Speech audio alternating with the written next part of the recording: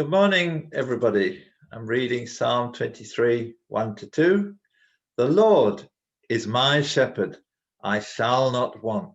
He makes me to lie down in green pastures. He leads me beside the still waters. Since Roman times, Britain has been a sheep-rearing nation. It is said that the climate and terrain of our island are ideal for this purpose.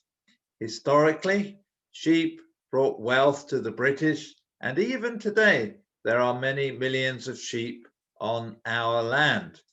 So when I think of green pastures, I always think of Britain's lush meadows. But I recently discovered that when David spoke of green pastures, he was thinking of something very different. In Israel, the fertile land useful for growing crops was relatively scarce. Herds were deliberately kept off most of the fertile land, so flocks were grazed in a wilderness. It was this wilderness that was called green pastures. In fact, if you look at photos of Middle Eastern sheep and shepherds today, the land often looks so dry that you are left wondering how the sheep could survive.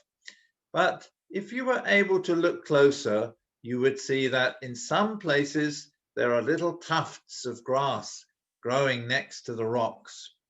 The shepherd has to skillfully guide his flock to a hillside where the sheep will find something small to graze on.